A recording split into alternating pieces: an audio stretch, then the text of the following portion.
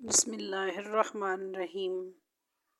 السلام علیکم ورحمۃ اللہ وبرکاتہ۔ غزوہ بدر میں کفر بڑے ساز و سامان کے ساتھ حق پر حملہ آور ہوئے، لیکن خدائے بزرگ و برتر نے اس کو خائب اور خاسر کیا اور حق کو غالب و سر بلند کیا۔ مشرکین کے 70 آدمی میدان جنگ میں مارے گئے اور تقریباً اتنی ہی تعداد کو مسلمانوں نے قیدی بنا لیا۔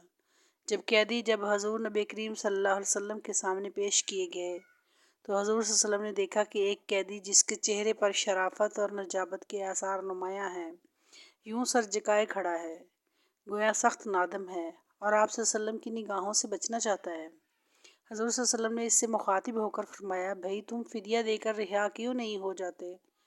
قیدی نے یاس بھرے لہجے میں کہا، میرے پاس کیا ہے کہ فدیہ ادا کر سکوں؟ حضور صلی اللہ علیہ وسلم نے فرمایا، جدہ والے نیزے فدیہ میں نہیں دے سکتے۔ زبان رسالت صلی اللہ علیہ وسلم سے یہ الفاظ سن کر قیدی پر سختہ طاری ہو گیا۔ اس کے خواب و خیال میں بھی یہ بات نہیں تھی کہ ان نیزوں کا اس کے سوا کسی اور کو علم ہو سکتا ہے۔ اس کے دل نے بے اختیار گواہی دی کہ محمد صلی اللہ علیہ وسلم اللہ کے سچے رسول ہیں، جنہیں رب قدیر غیبی اطلاعوں سے نوازتا ہے۔ قیدی نے اسی وقت اللہ کی وحدانیت اور حضور صلی اللہ علیہ وسلم کی رسالت کا اقرار کیا۔ نیزے منگوا کر فدیہ میں پیش کر دیے اور اپنے اخلاص فی الدین کا اظہار ان اشعار میں کیا۔ دور ہو میں تمہاری جماعت میں داخل نہیں، میں قریش کے شیوخ اور اکابر کے دین سے بیزار ہوں۔ میں نے شہادت دی ہے کہ محمد صلی اللہ علیہ وسلم نبی ہیں اور وہ اللہ کی طرف سے ہدایت اور بصیرت لائے ہیں۔ میں اسلام پر ہی زندہ رہوں گا اور اسی پر قبر کے اندر جاؤں گا، موت کی حالت میں سوؤں گا اور پھر اسی پر قیامت کے دن اٹھوں گا۔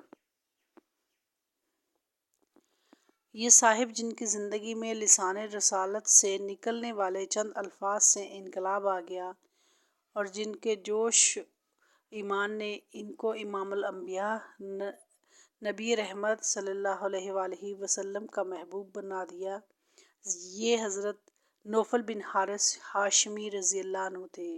حضرت نوفل بن حارث رضی اللہ عنہ خاندان ہاشمی کے چشم و چراغ تھے اور حضور صلی اللہ علیہ وسلم کے چچا زاد بھائی تھے۔ حضرت نوفل رضی اللہ عنہ اگرچہ عہد رسالت کے مکی دور میں قبول اسلام کی سعادت حاصل نہ کر سکے، لیکن ان کے دل میں ہمیشہ حضور صلی اللہ علیہ وسلم کی محبت موج زند رہی۔ انہوں نے نہ کبھی حضور صلی اللہ علیہ وسلم کی مخالفت کی اور نہ کبھی حضور صلی اللہ علیہ وسلم کو ستایا، تاکہ آپ صلی اللہ علیہ وآلہ وسلم ہجرت کر کے مدینہ تشریف لے گئے۔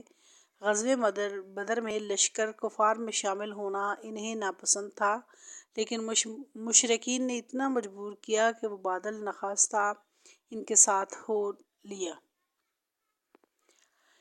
اس وقت بھی ان کی زبان پر اس قسم کے شعر جاری تھے، میرے لیے احمد صلی اللہ علیہ وسلم سے جنگ کرنا حرام ہے، کیونکہ احمد صلی اللہ علیہ وآلہ وسلم میرے قریبی عزیز ہیں۔ غزوہ بدر میں وہ مسلمانوں کے ہاتھ اسیر ہو گئے۔ ان کو حضرت عبید بن اوس رضی اللہ عنہ نے قید کیا اور ان کی یہی اسیری ان کے ایمان لانے کا موجب بن گئی۔ بعض روایتوں میں ہے کہ حضرت نوفل رضی اللہ تعالیٰ عنہ ان ہاشمیوں میں جو مشرف بہ اسلام ہوئے سب سے عمر رسیدہ تھے۔ شرف ایمان سے بہرہ ور ہونے کے بعد حضرت نوفل رضی اللہ تعالیٰ عنہ مکہ معظمہ واپس آئے۔ فتح مکہ سے کچھ مدت پہلے اپنے چھوٹے بھائی ربیعہ بن حارث رضی اللہ تعالیٰ عنہ کے ساتھ ہجرت کے ارادے سے مدینہ روانہ ہوئے۔ علامہ ابن سعد رحمۃ اللہ علیہ کا بیان ہے کہ ابوا پہنچ کر حضرت ربیعہ رضی اللہ عنہما نے مکہ لوٹ جانے کا ارادہ ظاہر کیا۔ حضرت نوفل رضی اللہ تعالیٰ عنہ کی غیرت ایمانی نے یہ گوارا نہ کیا اور انہوں نے بھائی سے کہا، تم کفر و شرک کی اس اماج گاہ پر واپس جانا چاہتے ہو جہاں کے رہنے والے اللہ کے سچے رسول صلی اللہ علیہ وسلم کو جھٹلاتے ہیں اور آپ صلی اللہ علیہ وسلم پر تلوار اٹھاتے ہیں۔ اللہ تعالیٰ نے اپنے رسول صلی اللہ علیہ وسلم کو سرفراز کیا ہے اور ان پر ایمان لانے والے روز بروز بڑھتے جاتے ہیں۔ بہتر ہے کہ میرے ساتھ چلو۔ غرض دونوں بھائی ہجرت کر کے مدینہ پہنچ گئے۔ حضور صلی اللہ علیہ وسلم کو ان دونوں بھائیوں کے مدینہ منورہ پر بہت خوشی ہوئی۔ آپ صلی اللہ علیہ وسلم نے انہیں اپنی سرپرستی میں لے لیا۔ ابن اسیر رحمۃ اللہ علیہ نے اسد الغالبہ میں لکھا ہے کہ حضور صلی اللہ علیہ وسلم کے چچا حضرت عباس بن عبد المطلب رضی اللہ تعالیٰ عنہ حضرت نوفل رضی اللہ تعالیٰ عنہ کے بھی چچا تھے۔ وہ عمر میں بھتیجے حضرت نوفل رضی اللہ عنہ سے کئی برس چھوٹے تھے، تاہم چچا اور بھتیجے میں دلی لگاؤ تھا۔